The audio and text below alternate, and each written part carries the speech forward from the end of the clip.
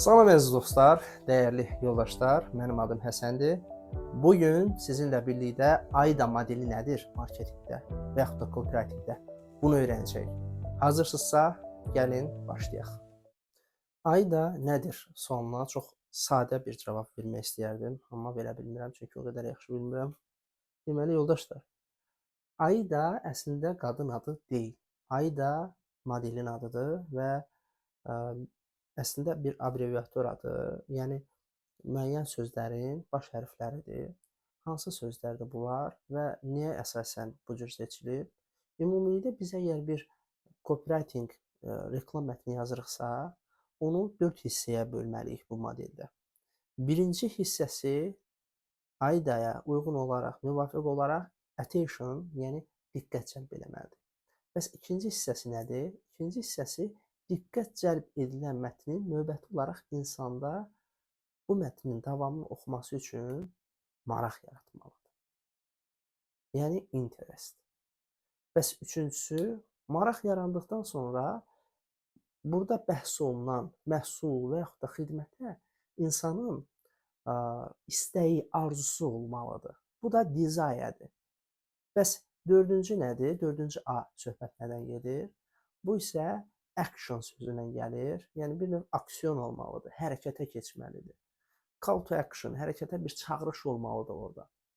Gəlin indi bunu bir nümunə üzərindən anlamağa çalışaq. Təbii ki, artıq ChatGPT-miz də var. Onunla da söhbət elədikdən sonra AIDA modelini daha yaxşı mənimsəyə bilərik. İlk A-ya, yəni diqqət cəlb etmək üçün gəlin bir gitara kursları yaradaq. Onun reklam mətnini, ssenarisini yazırıq. Öncə nə etməliyik? Diqqət cəlb eləməliyik. Bəs diqqəti necə cəlb eləməliyik bu gitara kursuna? Sual verərək. Ən yaxşı üsullardan biri sual verməkdir. Necə bir sual? Hədəf kütləmiz gitara öyrənmək istəyənlərdirsə, belə olsun sualımız. Uzun zamandır ki, gitarada ifadə eləmək istəyirsən, amma bu bir xəyal olaraq kənarda qalıb. Və yaxud da bir başqa cümlə yaradaq. Gitara ifa eləmək sənin xəyalındırmı? Bu xəyalı gerçəkləşdirə bilərik. Diqqət çəkdi. Bu attention oldu. Daha sonra nə etməliydik? Interest, maraq oyatmalıyıq. Maraq necədir? Belə deyə bilərik. Ümumiyyətlə, bu bir qədər klassik üslubda ağlımıza gəlir. Amma bir də belə deyək də, spontan şəkildə danışıram hazırda. İkinci interest, yəni maraq yaratmaq üçün deyə bilərik. Biz çox yaxşı bilirik ki, sənin uşaqlıq arzun məhz gitarada ifa eləməkdir. Ancaq hər dəfə bir şey sənə mane olur. Sənə mane olan əslində nədir? Bunu da bilirik, dedik. Və davamında nə deyə bilərik? Bu, haradasa interestidir. Desire, yəni arzu istək yaratmalıyıq. Məsələn, Həsənin gitara kursunda indi maraq yaradırıq. Sənin kimi gitara ifa eləmək arzusunda olan insanlar çox rahatlıqla sadəcə, məsələn, 4 dərsə ilk ifalarını eləməyə başladılar. Burada göstərdiyi 4 dərsdə bunu bacara bildiklərini dedi, bir fakt verdi əslində burada.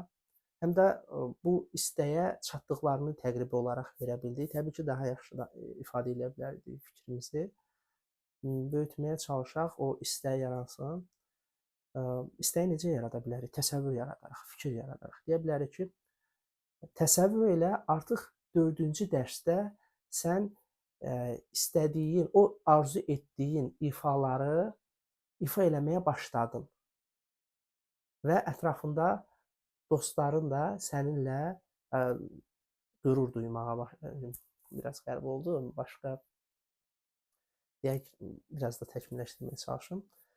Davamını da gətirməyə çalışım. Təsəvvür elə 4-cü dərsdə biz səninlə birlikdə 4-cü dərsdə gitara istədiyimiz musiqini gitarada ifa eləməyi bacarırıq.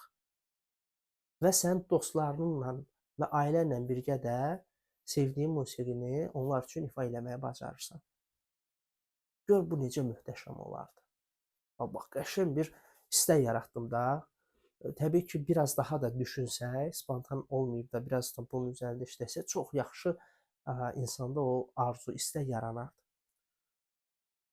Bəs sonra bura qədər gətirdik insanı, arzusunu da yaratdıq. Artıq onda hərəkətə keçmək vaxtıdır. Bizim gitara kursumuzu əldə eləməlidir.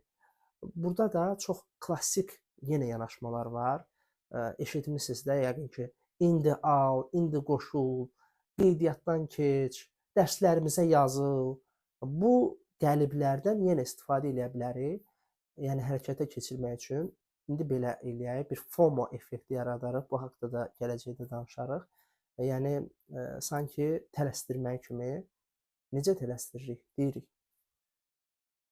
Elə indi zaman itirmədən arzunu reallaşdırmaq üçün Həsənin gitara kurslarına yazıl. Əlaqə üçün deyim və yaxud da rəylərə plus əlavə ilə biz səninlə əlaqə saxlayaq. Hətta bir kampaniya kimi təqdim eləsəz, daha da maraq yaratmaq üçün endirim də təqdim edə bilərsiniz. Bu da çox klassik bir üslubdur ki, indi 20% endirimlə dərslərimizə qoşulmaq üçün filan nömrə ilə əlaqə saxla. Nə oldu? Adam diqqətini cəlb eləyə bildinizmi? Əla alındı. Maraq da oyatdınız. Hətta içindəki o daxilində istəyi də oyada bildiniz. Super.